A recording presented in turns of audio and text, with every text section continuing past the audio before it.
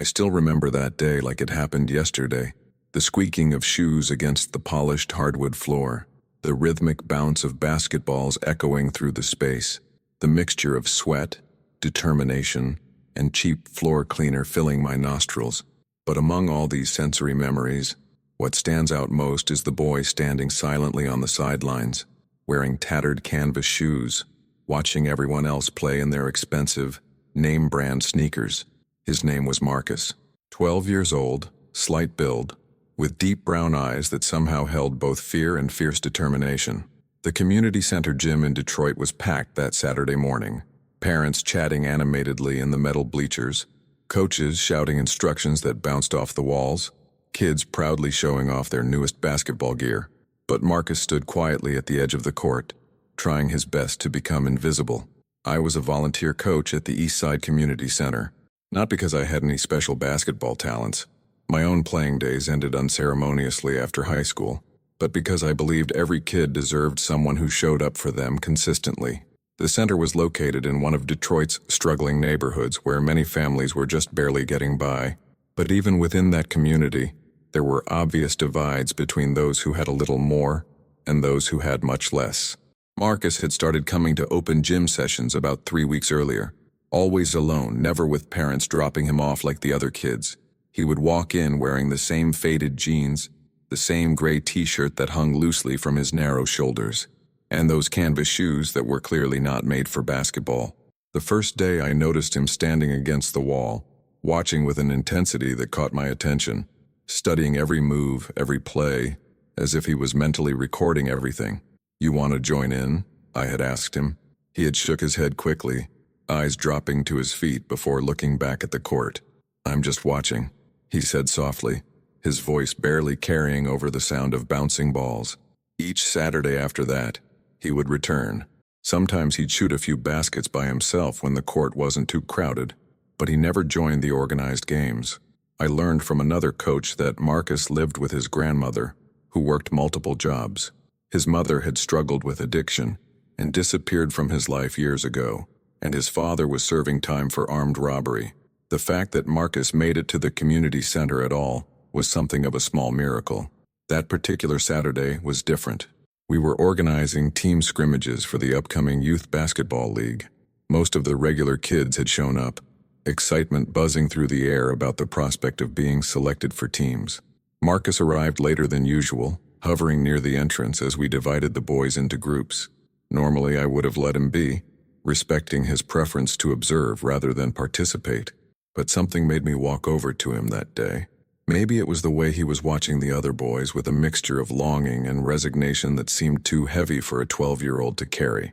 "We need one more player to even out the teams," I said, even though that wasn't entirely true. "Would you help us out?" He looked at me with suspicion, then down at his shoes, and back at me again. "I don't have the right shoes," he said, his voice barely above a whisper, a slight tremble betraying his nervousness. "Those will work just fine for today," I assured him, trying to sound casual, as if it wasn't a big deal. But we both knew it was. The hesitation in his eyes was clear, but there was also something else, a flicker of want, of longing to be included.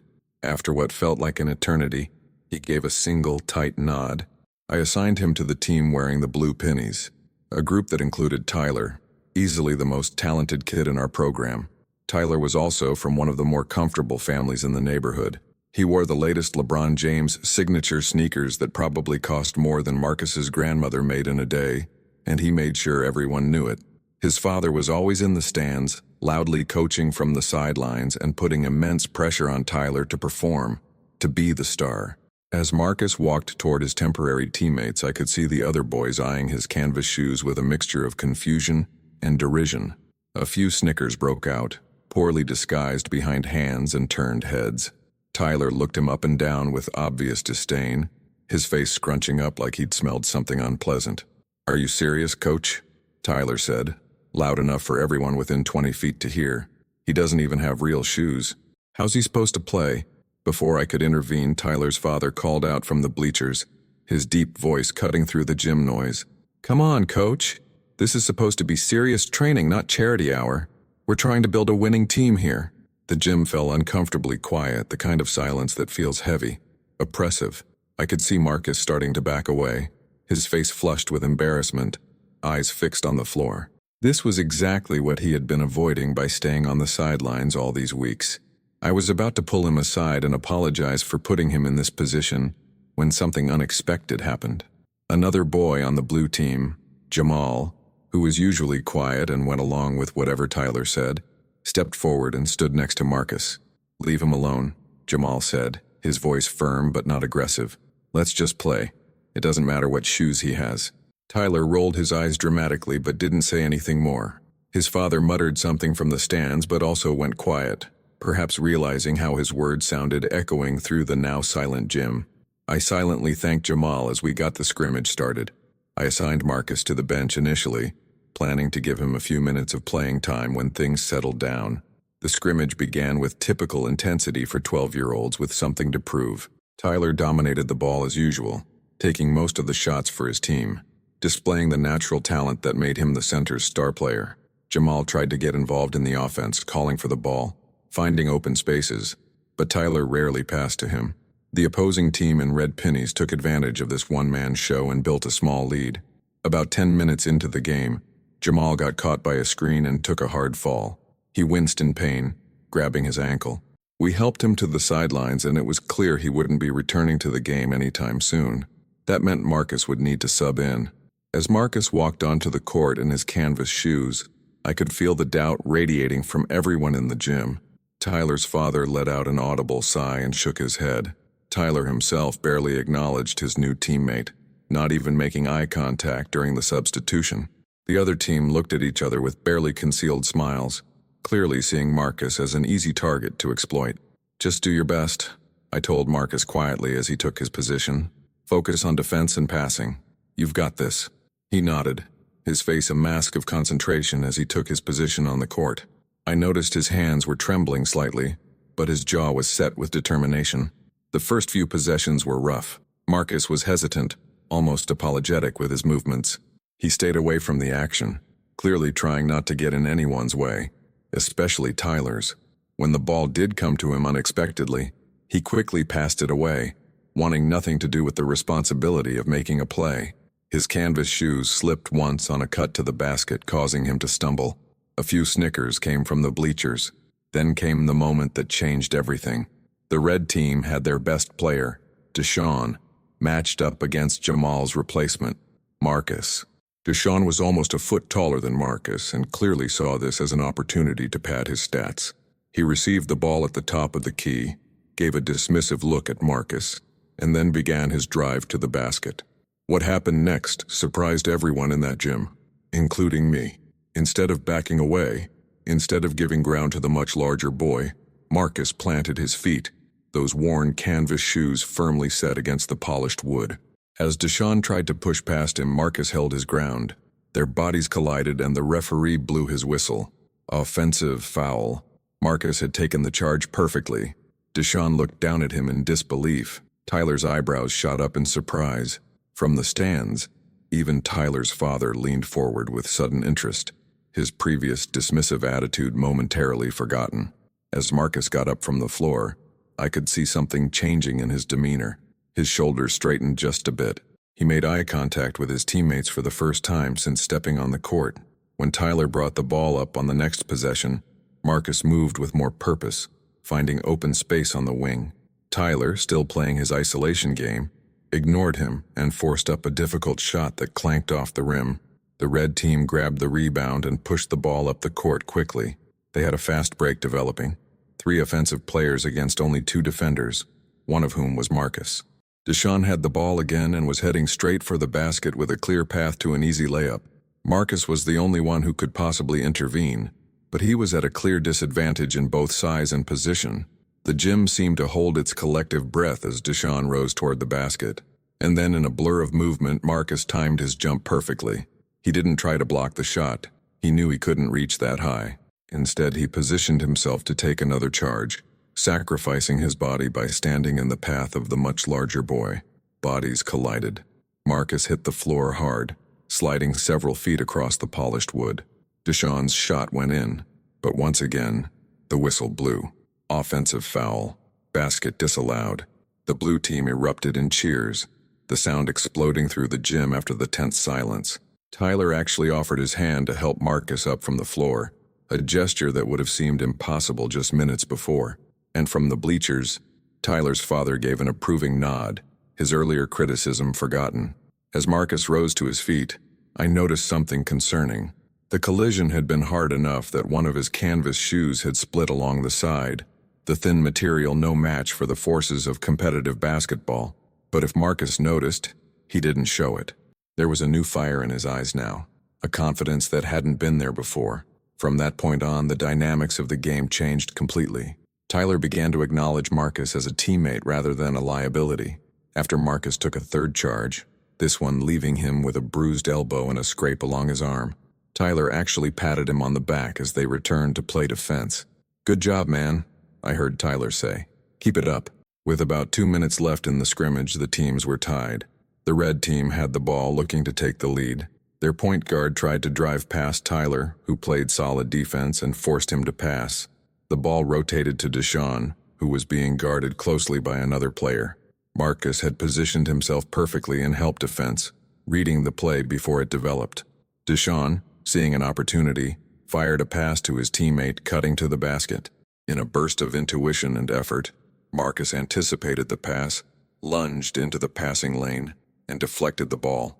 It bounced toward the sideline, and both Marcus and the intended receiver raced after it. Marcus dove for the loose ball, his body parallel to the floor as he slid across the hardwood. He managed to tip it to Tyler just before it went out of bounds. The force of his dive sent him crashing into the first row of bleachers. When he stood up, everyone could see that his canvas shoe had completely torn open along the side, exposing his sock, but he didn't have time to worry about that. Tyler was pushing the ball up the court on a fast break, and Marcus sprinted to join him, ignoring his flapping shoe. Tyler had a clear path to the basket, but in a move that shocked everyone in the gym, he passed the ball to Marcus, instead of taking the shot himself. Marcus caught the ball in stride, took one dribble, and went up for the layup. The shot rolled around the rim and fell through. The blue team had taken the lead with just seconds remaining. The red team quickly inbounded the ball and pushed it up court for one final attempt. Deshaun received the pass at the top of the key, with only Marcus standing between him and the basket. Everyone knew what was coming.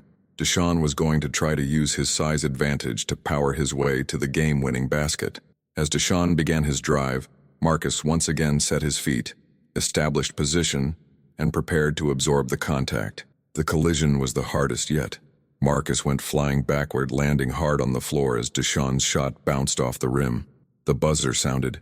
Game over. The blue team had won by a single point, largely due to the defensive efforts of a boy in torn canvas shoes. As his teammates surrounded him with high fives and congratulations, I noticed Marcus looking down at his ruined shoes. The left one was barely staying on his foot, the side completely split open, but there was no embarrassment in his expression now, only the quiet pride of someone who had proven his worth. After the teams had shaken hands and the players were dispersing, I saw Tyler approach Marcus. They talked briefly, and then Tyler did something unexpected. He walked over to his gym bag, pulled out a shoebox, and returned to Marcus. Inside was a pair of basketball shoes. Not the latest and greatest models that Tyler usually wore, but a solid pair of mid-range Nikes that looked barely used. "My dad got these, but they're too small for me now," Tyler explained, loud enough for me to overhear. "You should have them. You earned them today."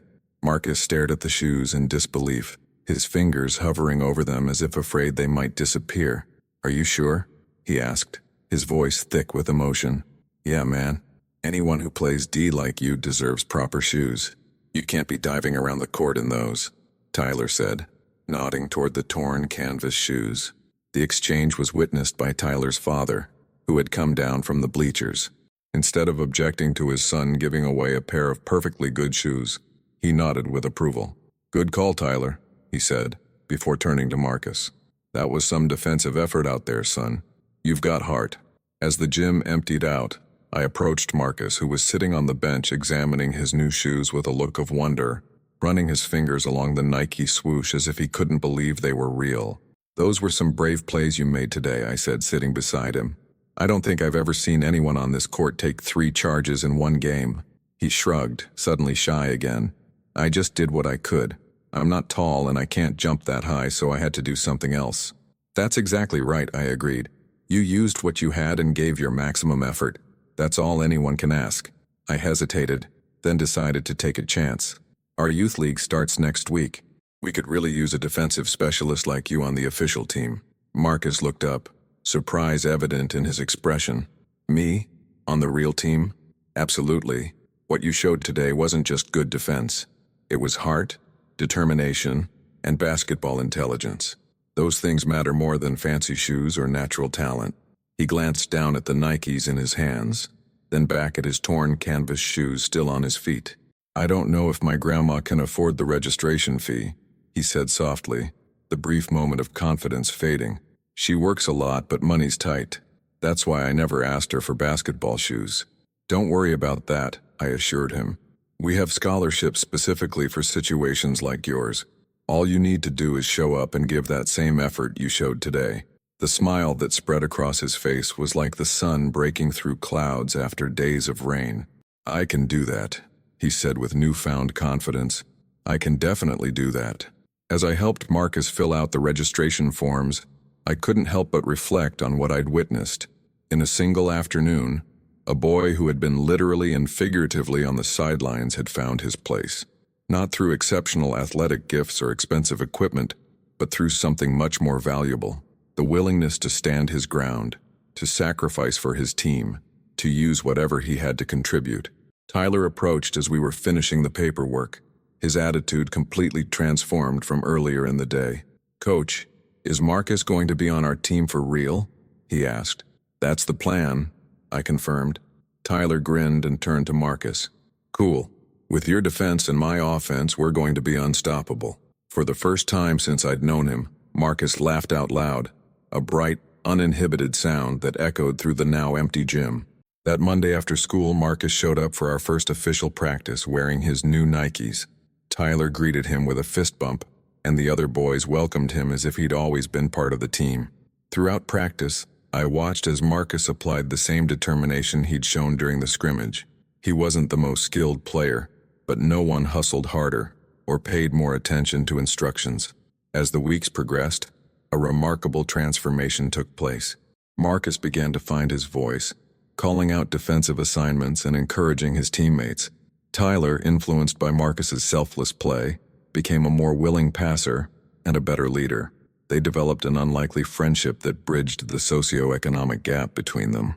Tyler's father, impressed by Marcus's work ethic, began offering him rides home after practice. Eventually, he learned about Marcus's situation with his grandmother and started bringing extra food to games, casually mentioning that they had too many leftovers at home. Halfway through the season, I noticed Marcus arriving at a game in a brand new pair of basketball shoes, the same model that Tyler wore. Later, I discreetly asked Tyler's father about it. The boy earned them, he said simply. His grandmother's working 2 jobs just to keep a roof over their heads.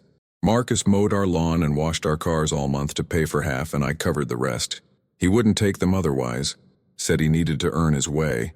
He paused, watching the boys warm up together on the court. My son's been different since that scrimmage. Better. He's learning there's more to life than having the best stuff. Our team finished the season as league champions, with Marcus being named Defensive Player of the Year despite having the lowest scoring average on the roster. During the award ceremony when his name was called, the entire gym gave him a standing ovation, the same gym where, months earlier, people had snickered at his canvas shoes. His grandmother attended that final game, the only one she was able to get off work to see. A small woman with the same determined eyes as her grandson, she watched with tears streaming down her face as Marcus received his trophy. When I spoke with her afterward, she gripped my hand with surprising strength. "Thank you," she said, her eyes glistening. "He needed this. He needed to belong somewhere. Since his daddy went away and his mama..." She didn't finish the thought. She didn't need to. Marcus has been carrying too much for a child. But here, on that court, he gets to just be a boy. 4 years later, Marcus entered high school still playing the same brand of all-out, selfless basketball that had defined him from the beginning. He never grew to be very tall and was never the most naturally talented player, but coaches at every level valued his defensive prowess, work ethic, and leadership. Tyler remained his teammate and friend through middle school, both of them pushing each other to improve in different ways. Tyler became a more complete player, focusing on defense as well as offense. Marcus developed a reliable jump shot through countless hours of practice, often staying after official practice ended, shooting until the custodians needed to close the gym. Tyler's family continued to support Marcus, becoming a second family to him. In his senior year of high school, Marcus was named team captain, an honor typically reserved for star players, which he had never been in the traditional sense, but his influence extended far beyond statistics. Younger players looked up to him. Coaches trusted him. His teammates respected him. Though he didn't earn a Division I scholarship like Tyler did, Marcus received an academic scholarship to a small college, where he also made the basketball team as a walk-on. His grandmother, beaming with pride at his graduation, told me it was his determination on the basketball court that had translated into his academic success. Once he learned he could stand his ground on that court, she said, he started standing his ground everywhere else too. The last time I saw Marcus was when he returned to the Eastside Community Center as a volunteer coach himself, working with a new generation of kids from the neighborhood. Some of them came in expensive shoes and branded workout gear. Others wore whatever they could manage. But Marcus made sure that every child, regardless of what they wore or where they came from, understood that their value wasn't determined by those external factors. During a break in the action, I watched as he took aside a quiet boy in worn shoes who had been hesitant to join the drills. I couldn't hear what Marcus said to him, but I saw the boy's expression change from doubt to determination. Minutes later, that same boy was diving for loose balls and playing with newfound confidence. When our eyes met across the gym, Marcus gave me a small nod, a gesture that communicated volumes between us. In that moment, I understood that the real victory had never been about winning basketball games. It had been about a boy who discovered his own worth, who learned that limitations, whether canvas shoes or socioeconomic circumstances, didn't define what he could contribute. I still have those first Nikes that Tyler gave me, Marcus told me later as we locked up the gym. I keep them on a shelf in my apartment as a reminder. A reminder of what? I asked. He smiled, the same quiet confidence in his eyes that had emerged on that pivotal Saturday years ago. That sometimes, the thing you think is your biggest disadvantage turns out to be your greatest strength. I learned to play defense because I knew my shoes wouldn't let me keep up on offense. I learned to anticipate because I couldn't rely on speed or jumping ability. I learned to communicate because I had to help my teammates understand what I was trying to do. He looked out at the empty court, now dimly lit as we prepared to leave.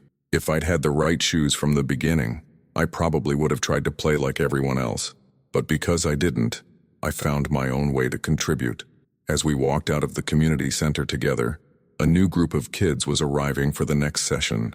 Among them was the boy Marcus had encouraged earlier, now chatting animatedly with his peers, his previously hesitant demeanor replaced with excitement. "You know what's funny?" Marcus said, watching the boy. "No one remembers the canvas shoes anymore. They just remember the plays." And he was right. In the years since that Saturday scrimmage, the story had been told and retold throughout the neighborhood, taking on almost mythical qualities. But in every version, what people remembered wasn't a boy with inadequate footwear. They remembered a boy who stood his ground when others would have stepped aside, a boy whose courage and determination transcended his circumstances, a boy who proved that heart cannot be measured by material possessions. As I watch Marcus now, guiding young players with the same patience and insight that helped him navigate his own journey, I'm reminded that the most powerful moments in sports and in life rarely happen in the spotlight. They happen in community center gyms with scuffed floors. They happen when someone finds the courage to step onto the court, despite having the wrong shoes. They happen when we value character above credentials and effort above outcomes. And sometimes they happen when we're wise enough to recognize that the kid standing quietly on the sidelines might just have the heart of a champion, waiting for an invitation to show what he's made of. In the years since Marcus's story began, I've seen countless young athletes come through our programs. Some have gone on to play college basketball. A few have even earned professional opportunities overseas. But none have left a more lasting impact on me than that 12-year-old in canvas shoes who taught everyone watching that day what true courage looks like. His legacy continues in the way Tyler, now an assistant coach at a local college, emphasizes the importance of defensive effort and teamwork to his players. It lives in the scholarship fund that Tyler's father established to help kids from the neighborhood participate in sports programs. And it thrives in the countless young players who have heard Marcus's story and learned that circumstances don't determine contribution. As for the community center, it was renovated a few years ago thanks to a grant and community fundraising efforts that Tyler's family helped organize. The old bleachers were replaced, the locker rooms updated, and the hardwood floor refinished to a gleaming shine. But in a glass case near the entrance, alongside trophies and team photos, sits a pair of worn-out canvas shoes with a split along the side, donated by Marcus as a reminder of where it all began. Beneath them, a small plaque reads, "It's not about the shoes, it's about the heart of the player wearing them." Every day, kids from the neighborhood walk past that case on their way to practice. Some stop to read the story that accompanies the display. Others simply glance at the tattered shoes and continue on their way. But all of them play on a court where years ago, a boy without proper basketball shoes taught everyone watching that courage isn't measured by what you have, but by what you're willing to give. And in a neighborhood where many children face obstacles that seem insurmountable, that's a lesson worth more than any championship trophy. When I asked Marcus once what he hoped kids would take away from his story, his answer was characteristically thoughtful. "I hope they learn that you don't have to wait until everything is perfect to begin," he said. "You don't need the right shoes, the right equipment, or even the right circumstances. You just need to show up with what you have and give everything you've got." That's exactly what he did on a Saturday morning years ago. And in doing so, he didn't just change the outcome of a basketball scrimmage. He changed the trajectory of his own life. He changed how Tyler and his father viewed those from different circumstances. And in time, he changed the culture of an entire community center, creating a place where value is measured by character rather than possessions. Sometimes I think about what would have happened if I hadn't invited Marcus to play that day, or if he had declined my invitation. How many lives would have taken different paths? How many moments of connection and growth would never have occurred? It's impossible to know for certain, but I'm profoundly grateful that both of us took that small risk. Because sometimes, the most significant opportunities don't announce themselves with fanfare. They come quietly, disguised as small decisions, brief moments that can be easily overlooked or dismissed. A boy standing on the sidelines, a coach extending an invitation, a defender setting his feet to take a charge, each seemingly minor but together forming the foundation for transformation. That's the beauty of Marcus's story, and the reason it continues to resonate with everyone who hears it.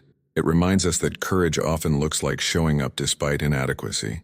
That impact frequently begins with a single moment of standing your ground, and that true victory isn't always reflected on a scoreboard, but in the lives that are forever altered by seemingly ordinary acts of extraordinary heart. As I watch a new generation of young athletes finding their place on the same court where Marcus discovered his, I'm reminded that the most powerful legacy we can leave isn't in trophies or records, but in the stories that inspire others to discover their own strength. And in a world that often measures worth by external markers of success, there are few stories more worth telling than that of a boy in canvas shoes who proved that heart will always matter more than footwear. If you found something valuable in this story, take a moment to reflect on where in your life you might be standing on the sidelines, hesitant to participate because you feel inadequately equipped. Remember Marcus, and take that step forward anyway. Subscribe to hear more stories of unexpected courage and share this with someone who might need a reminder that their circumstances don't define their potential. Because the truth is, we all have our own version of canvas shoes, the limitations or inadequacies that we believe disqualify us from fully participating.